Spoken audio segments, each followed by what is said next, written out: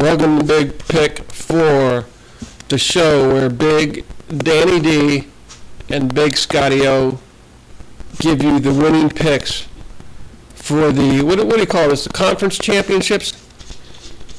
Yeah. Conference championships. Coming up this Sunday. However, we did give you the picks for the divisional championships last week.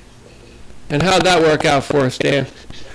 We went 2-2. We were 1 point away from a 3-1 week. If only Green Bay converted the 2-point conversion or if they had kicked the extra point, we would have won that one, and we've gone 3-1.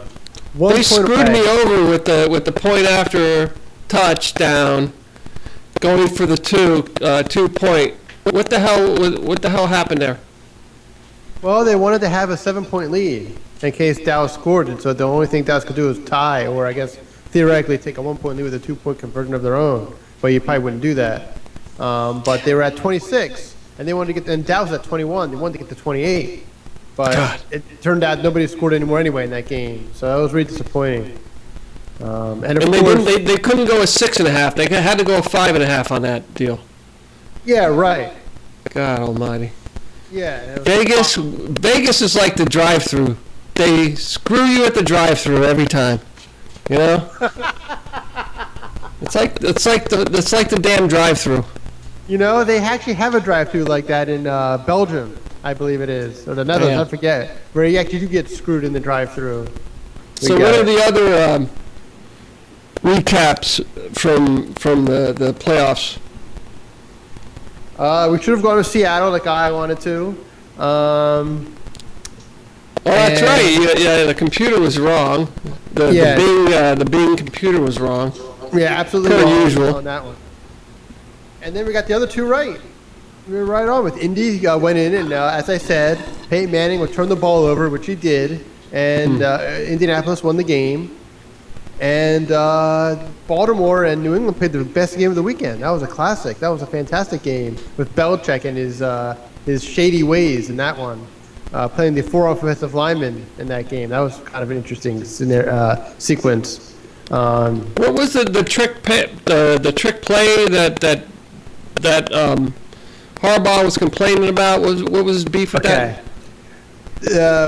Belichick sent out 4 offensive linemen on the play on a couple of plays, and then one of the players wearing an eligible number declared himself ineligible, saying that it told the referee, "I'm ineligible." He crossed his number, which means I'm ineligible. And he would line up on the line as if he was like a tackle or something, and then he would go back. So he would be eligible to touch the ball if you go in the backfield. Right? You can't go forward, though. And that threw off the defense a couple times. They didn't know what was going on. And so Harbaugh got all pissed off, and he got a 15-yard unsportsmanlike conduct penalty because he was going nuts. Because he felt the officials weren't properly announcing the situation. That number 34 is ineligible. They're supposed to. That's really the So they should have gone on mic and gone, number 34, ineligible? Yes. Just like when they say an ineligible number is eligible. Like number 75 here is eligible. They're supposed to do the same thing, and he didn't do that. So Belichick exploited a loophole, and Harbaugh was mad that he didn't exploit the loophole. Exactly. He's pissed that he couldn't figure it out, and that Belichick got him with it. That's exactly right. And Belichick probably knew that from game 1 of the start of the season, and he saved it up to the playoffs. Oh, yeah, definitely. He was going to do it at some point, you know. Oh, yeah, he's a conniving guy. Mm-hmm. Definitely. I agree with that. He knew. Wow. But that was a good game. That was an excellent game. The other games weren't nearly as good as that one. And Flacco came out of the gates blazing, right? I mean, you were so impressed with him up until, the second quarter, right? They went up 14-0, and then they went up again 28-14. It's the first time in the history of the playoffs, I think, a team blew 2 different 14-point leads in the game. 2 separate 14-point leads. Yeah, 2 separate 14-point leads. They blew it to lose 35-31. Their vaunted defense fell on its face. They needed that murderer guy. What's his face? Oh, Ray Lewis. Yeah, the murderer. One of the Bing Computers heroes. He was rolling downtown in the parade, waving. He helps the kids in the church and all that. Was he brandishing some knives as he was going down the street like this? Look at me, yeah! Do a little stabbing on his way down the center city, Baltimore. No, he was going like this at people. He's like, Try to find some of the people from The Wire and make a couple deals while he's there. he was holding one of those. He was holding one of those Home Depot nail guns. He was holding it up. Yeah, right. Nails for everybody. Hey kids, you want a nail? Here you go. Pow. I can't stand that guy. Whenever he's on ESPN, I change the channel. I know. That's why I brought him up, because I knew it would get you riled up. I can't stand him. He's a murderer. And he got away with it. Because the police in Atlanta that's the whole idea of being a murderer. You don't be a murderer saying, I'm going to murder and then go to jail. You be a murderer saying, I'm going to murder and get away with it. You see how that works? He's still a murderer. I don't care. You can ask the Atlanta police. They screw things up all the time. You can ask Richard Jewell about that.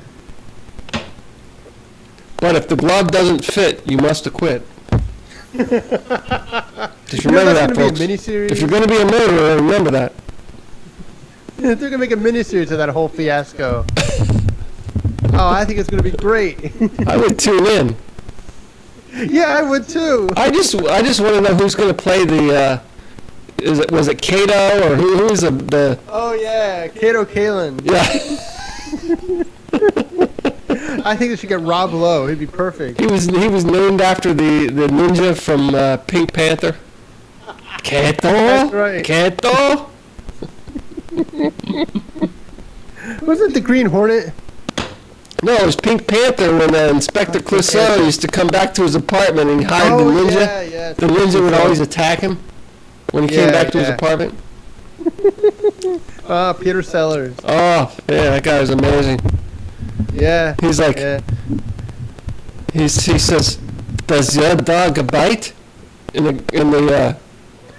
The hotel owner says no, and he goes to pet the dog, and the dog bites the hell out of his hand. He says, "I thought you said your dog did not bite." And he says, "That's not my dog." Yeah, there's some good bits in those movies. It's not my dog. He wasn't lying. His dog didn't bite, but that wasn't his dog. And then he sold him some insulation for his house. He says, "You fool, I thought you said the dog did not bite. That wasn't my dog." So let's have the first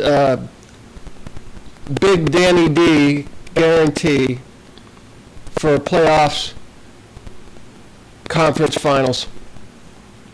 All right, for the I have the NFC Championship game of Green Bay at Seattle. Now, a little history here. The last 7 NFC Championship games have been decided by 7 points or less. Seattle is 10-2, and there are 12 playoff games in the history of the franchise, which isn't a lot, but it's the highest winning percentage ever for any team in the playoffs, with at least a minimum of 10 games played. That's an .833 winning percentage for all you mathematicians out there.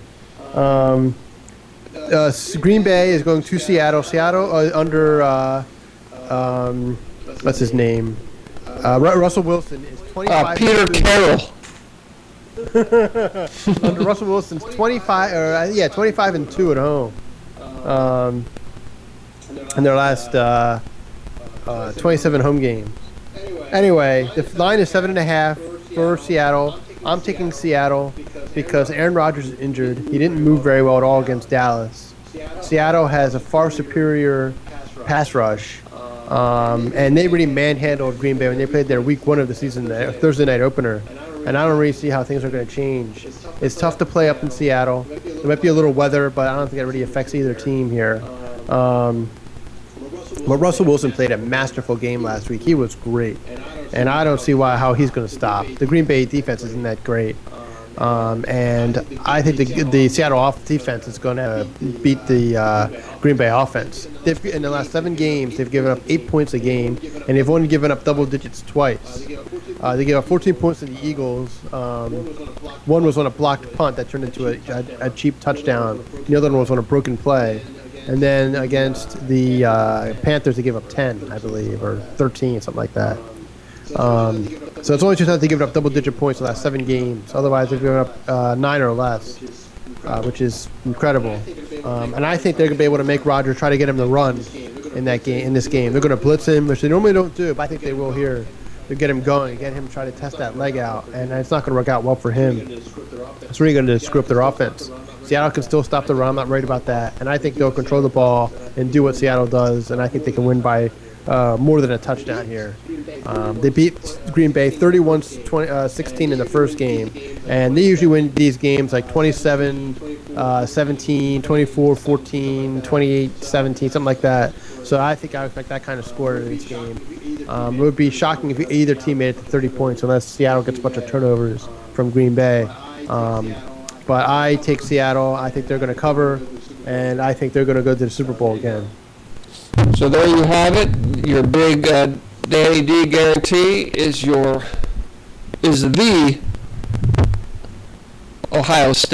Seattle. Seahawks. Actually, I was going to bring it to one of my jokes, actually, because Bing the computer apparently roots for Notre Dame because he had a cousin who went there. And I actually have a list of other colleges that I should root for because I've had relatives attend these schools. You know, like Pitt, Penn State, Miami, Florida, Central Florida, Duke, Penn, Temple, Northwestern, Arizona State, Syracuse, Michigan, Ohio State, Ohio, and Maryland. So we will now have the big Scotty-O guarantee for the conference finals. So your pick is the Colts because you're going to go with the Colts. And I know don't everyone jump on my back right out of the gates here. But I'm telling you the pick is the Colts at 6.5. Now, if you want to tease it up to a 7 or 7.5, that's different. But right now, the line, I'm not going to say across the board. I mean, it's 6.5. Yeah, Sportsbook has it at 8.5. Pinnacle is really the real line in the world today. So we're going to go with the minus 6.5. New England. So you're going to pick the Colts. Historically, the Patriots have owned this series. Yes, they have. They are, let me look up on the stat meter here. 5 straight going back to 2010. Okay? But, with a capital B, this is the deal with these two teams that we have to note that the underdog, when these two teams go head-to-head, is 14-5 against the spread, folks. Okay, so the issue becomes, it's not New England winning. That's not the issue here. The issue is against the spread, which it all falls to shit. Okay, so we're talking about 14-5-2 underdogs against the spread over the last 21 meetings of these two teams. Okay. New England is 0-5 against the spread in the last 5 AFC championships. Okay. So I'm doing Vegas numbers on you now. I realize I'm throwing the Vegas numbers on you. That's interesting stuff. As well as 3-11 against the spread in the spread against the spread in their last 14 playoff games. So, not going to say New England's not going to win, but what we're balancing here is the Pats owning the Colts head to head versus the Pats in the playoffs against the spread. It's not panning out. So Here's what I'm looking at. I don't think Andrew Luck's luck is going to run out on this one. So you're not scared that the Colts have lost by combined 43 points the last two meetings against the Patriots? No, you are taking your Indiana Colts at a plus 6.5. So we will now have a word from our sponsor.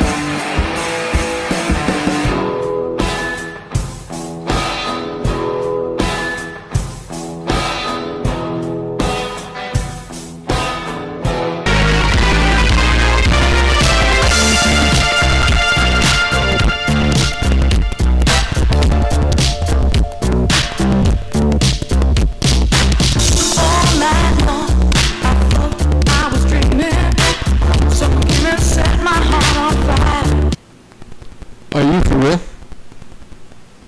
All right, my you for real this week is my other favorite team, the Oakland Raiders. They hired a coach, Jack Del Rio, who was being interviewed by nobody else and was on nobody else's radar to be a head coach. So they hired him, so he's going to be the wrong guy because it always is. And then they didn't even tell the guy who's the interim coach that they hired a new head coach. He had to find out through the media. Tony Sperano, they didn't even call him and say, hey, listen, we're going a different direction, in case he wanted to bail and get the hell out of there. They didn't even tell him. They just introduced a new coach at a press conference. Here you go, here's our new guy. Typical Raiders. This isn't going to work. They're just so dumb. Some teams just don't get it. And they're one of them. And I just find that incredibly insensitive and stupid, irresponsible, and chaotic to do something like that. And not even tell the guy who actually didn't do a bad job in the end. So it's incredible to me how they keep making the same mistakes over and over again. They can't get out of their own way. I mean, Jack Del Rio is a failure. He was terrible as the head coach of the Jaguars. He never won anything. What do they expect? So anyway, the Raiders will win. They're just incompetent. So Tampa gets the number 1 pick in the draft. Where are the Raiders coming in? 3, I think. If I'm not mistaken. I think Jacksonville's 2. Tennessee is 3. And I think the Raiders are 4. Or no, I'm sorry. Tennessee is 2. And then Jacksonville and then the Raiders are 4. So the Bucks need to pick this quarterback, apparently, right? Yep, Jameis Winston, the molester from Florida State. He's the number 1 guy? You kidding me? Yeah, he'd be the number 1 guy. He probably has the most NFL-ready abilities of any quarterback in the draft right now, I think. It's going to be He can make all Winston? the throws. He wasn't even a senior, was he? No, but he had to get out of there before he raped somebody else. It was enough already. He had to leave. He's a redshirt sophomore, so he has 3 years out of high school, so he can enter the draft. He's not the sharpest tool in the shed, and he's obviously a fairly aggressive fellow when it comes to the ladies. Well, he's coming off of a national championship with Florida State. I'm sorry. No, they got their I ass forgot. kicked. I'm sorry, I forgot. Yeah, They didn't win, did they? They got crushed. Anyway, but he's going to be the number 1 pick. Didn't He's the Tebow guy. win a national championship, though? Who? Didn't Tebow? win a national championship? Yeah, but he was terrible. So Winston lost the national championship, but he's better than Tebow, right? Well, he won the national championship last year, and then this year they lost. Well, in the yeah, he national won it semifinal. last year, but that wasn't a real national championship, apparently. But he, no, he has all the skills. He has good pocket presence. He can move around in the pocket. He can make all the throws. He can throw into tight spaces. He's a good player. He's better. He's more NFL ready than some of these other people because of the system he's played in, and I think he has the best arm. But we'll see what happens. You never know how these things are going to pan out in the end. Well, number one draft picks are, their panning out ratio is not too good, actually. No, it's not. It really isn't. It's really hit or miss. I mean, the guy's a head case. You don't know what's going to happen. He can do something else stupid. The team might have to get rid of him. So there are your picks for the divisional championships, being the Seattle Seahawks at a 7.5 favorite, and then you're picking your underdogs, your Colts at a plus 6.5. Those are your winning bets for 2015, and as always, Score with Big Pick 4.